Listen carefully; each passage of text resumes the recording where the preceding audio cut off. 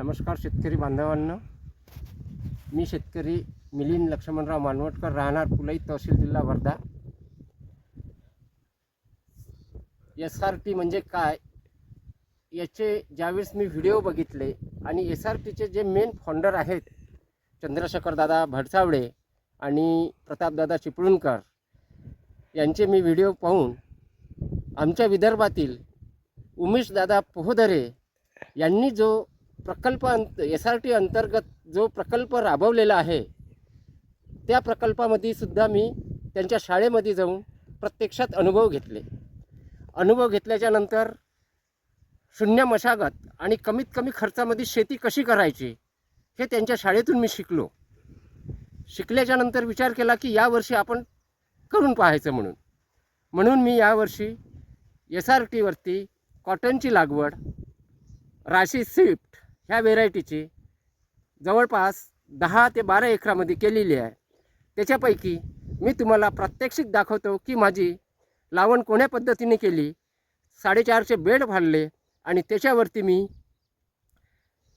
SRT पद्धतीमध्ये जे नियम आहेत त्या नियमाच्या नुसार मी टोकन पद्धतीने लावण केली.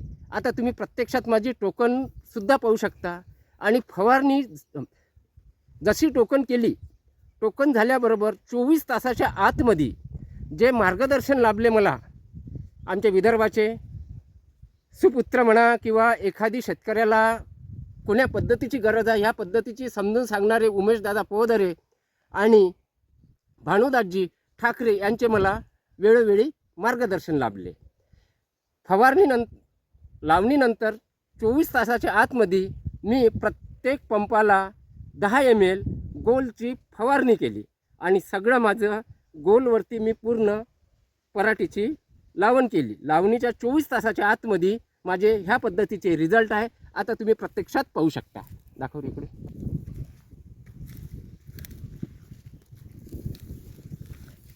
इकडून असं सरळ. हे इथे आधी तीळ होता. तिळामध्ये पूर्ण फणकट मी तसेच ठेवले. त्याच्यानंतर बेड केल्याच्या नंतर 27/6ला स्विफ्टची लावण केली आणि त्याच्यानंतर फवारणी केली 24 तासाच्या आतमध्ये. रिझल्ट अप्रतिम भेटलेले आहेत. मला व्हिडिओ दाखवण्यामागे किंवा हे करण्यामागे की जास्तीत जास्त शेतकऱ्यांनी कोण्या पद्धतीने आपण शेती केली पाहिजे प्रत्यक्षात अनुभव म्हणून ही मी सुरुवात केली.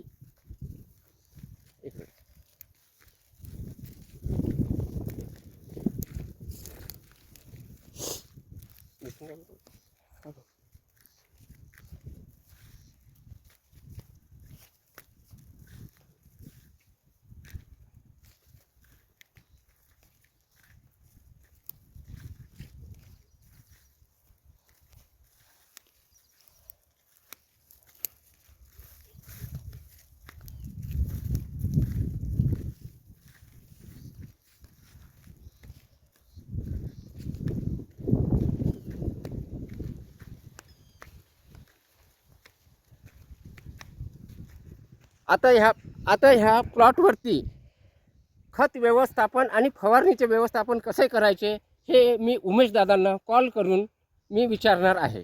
आता दुसरा प्लॉट माझा तुरीचा आहे आणि पराठीचा आहे. तो पराठीचा प्लॉटमध्ये गेल्याच्या नंतर तुम्हाला दाखवतो मी. सर,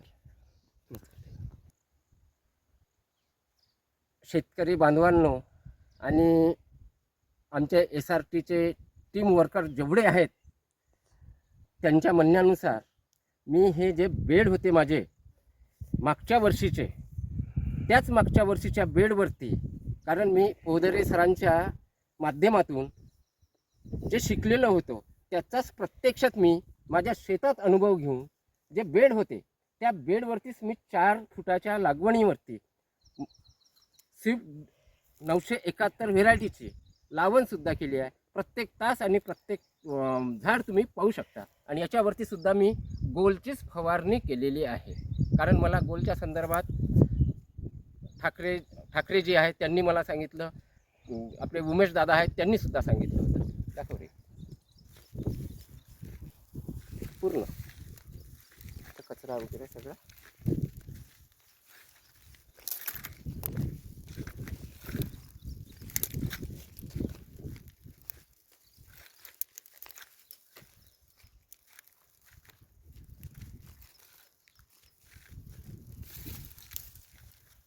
केल्यापर्यंत करायला पाहिजे सगळं.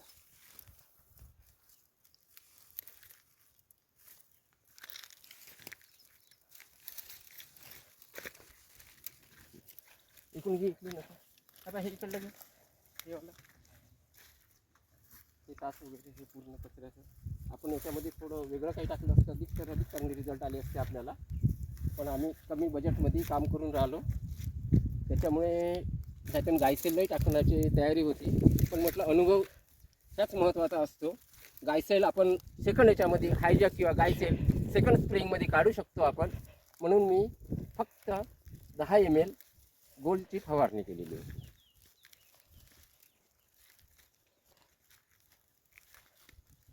ज्या पद्धतीनं आपण पाहत आहात शेतकरी बांधवांनो, तुम्ही त्या पद्धतीनं कोण्या पद्धतीनं करता. प्रत्येकाचं वेगवेगळं मिशन असते की आपल्याला ह्या पद्धतीने करायचे आहे बा.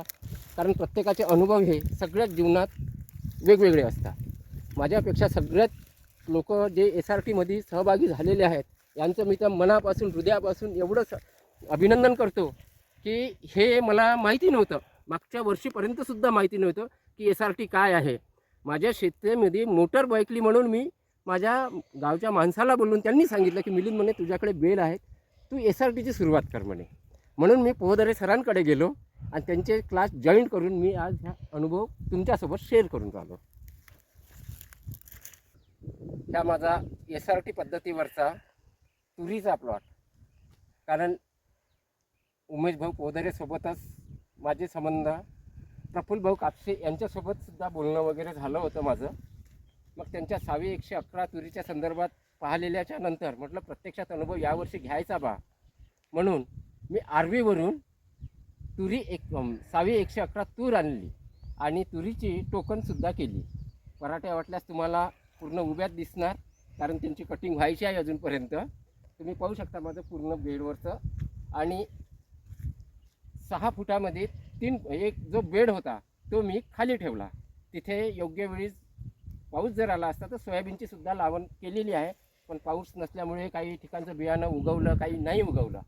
त्याच्यामुळे सध्या सोयाबीन आहे नाही, सध्याच्या ह्याच्यामध्ये तुरीच आहे.